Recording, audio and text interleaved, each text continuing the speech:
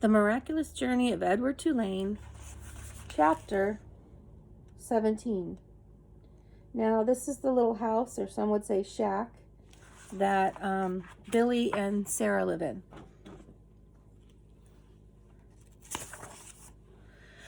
Bryce. Bryce slung Edward over his shoulder. He started to walk. "I come to get you for Sarah Ruth," Bryce said. "You don't know Sarah Ruth? She's my sister. She's sick. She had her a baby doll made out of china. She loved that baby doll, but he broke it. He broke it. He was drunk and he stepped on that baby's head and smashed it into 100 million pieces. Them pieces was so small I couldn't make them go back together. I couldn't. I tried and I tried." At this point in the story, Bryce stopped walking, shook his head, and wiped his nose with the back of his hand. "Sarah Ruth ain't nothing to play with since. Ain't had nothing to play with since.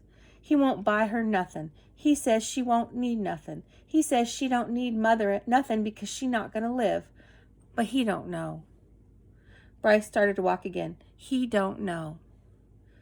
Who he was not clear to Edward. What was clear was that he was being taken to a child to make up for the loss of a doll. A doll. Ugh. Edward loathed dolls.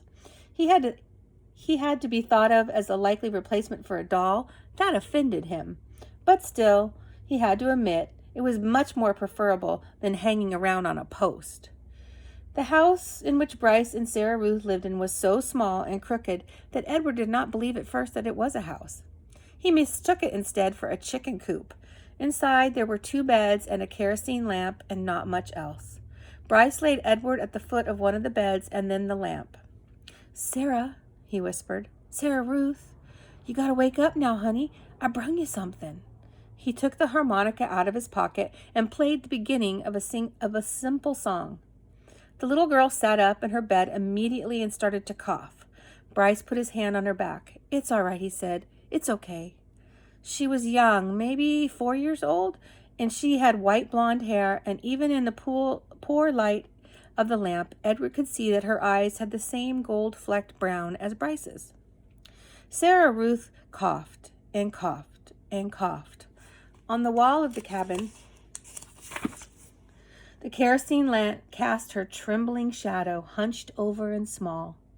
The coughing was the saddest sound that Edward had ever heard, sadder than that mournful call of the whippoorwill. Finally, Sarah stopped. "You see what I brung you?" Bryce said. Sarah Ruth nodded.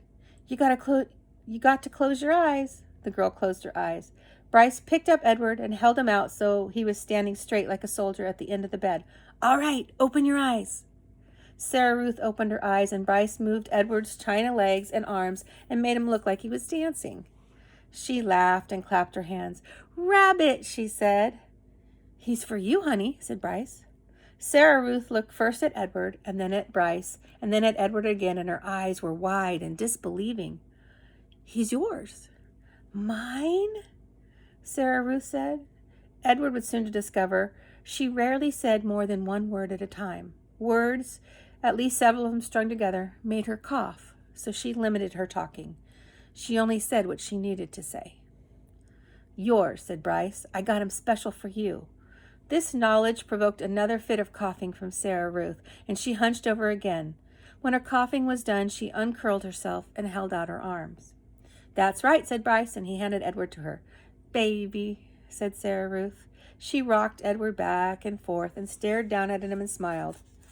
Never in his life had Edward been cradled like a baby. Adeline had not done it, Nellie had not done it, and certainly Bull had not done it.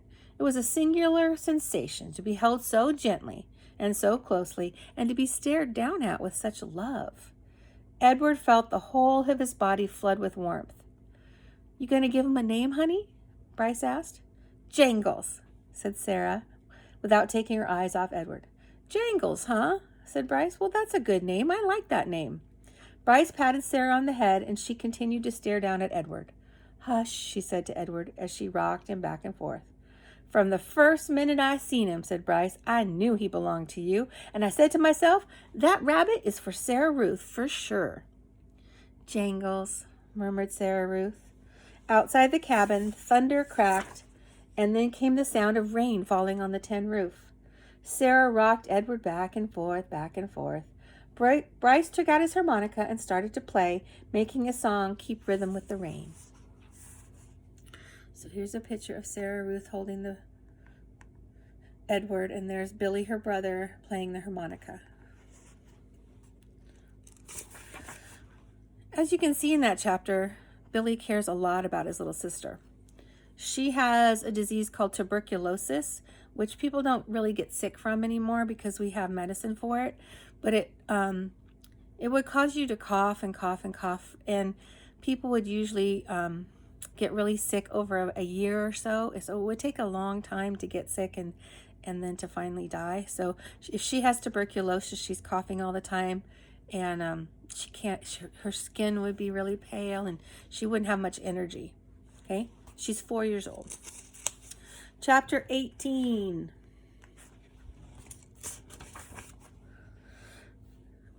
Bryce and Sarah Ruth had a father. Early the next morning, when the light was gray and uncertain, Sarah Ruth was sitting up in bed coughing, and the father came home.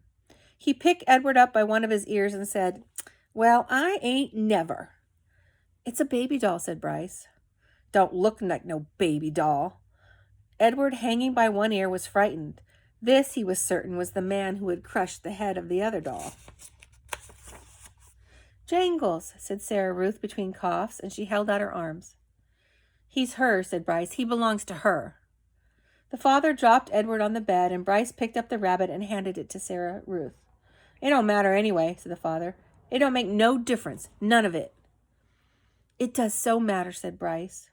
"Don't you sass me," said the father. He raised his hand and slapped Bryce across the mouth, and then turned and left the house. "You ain't got to worry about him," said Bryce to Edward. "He ain't nothing but a bully, and besides, he ain't hardly ever home." Fortunately, the father did not come back that day. Bryce went out to work, and Sarah spent the day in her bed, holding Edward in her lap and playing with a box of buttons. "Pretty," she said to Edward, as she lined up the buttons on the bed and arranged them into different patterns. Sometimes, when a coughing fit was particularly bad, she squeezed Edward so tight that he was afraid she would crack him in two. Also, in between coughing, she took to sucking on one or the other of Edward's ears. Normally, Edward would have found this abusive and clingy behavior and very annoying, but there was something about Sarah Ruth. He wanted to take care of her. He wanted to protect her, and if she wanted to suck on his ear, he would let her. At the end of the day, Bryce returned with a biscuit for Sarah and a ball of twine for Edward. Sarah held the biscuit in her hands and took small, tiny bites. "You eat that all up, honey. Let me hold Jangles," he said.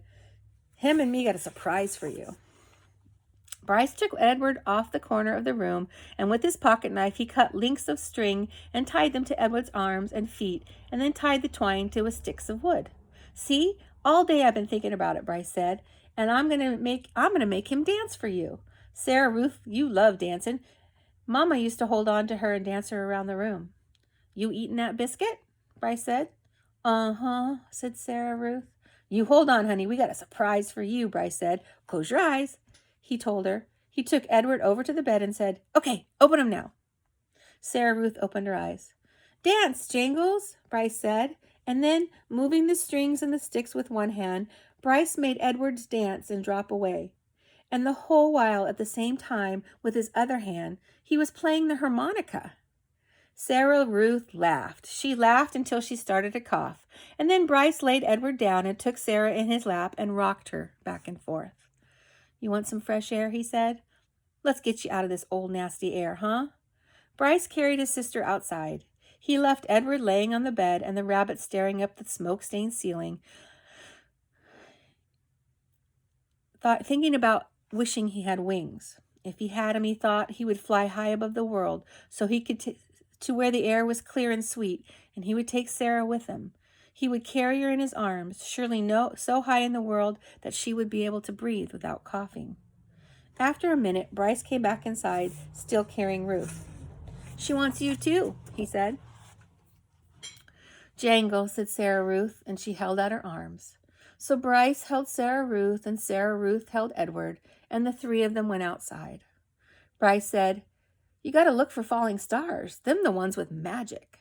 They were quiet for a long time, all three of them looking up at the sky. Sarah Ruth stopped coughing. Edward thought maybe she was sleeping. There, she said, and she pointed to a star streaking across the sky. Make a wish, honey, Bryce said. That's your star. Make a wish for anything you want. And even though it was Sarah Ruth's star, Edward wished too.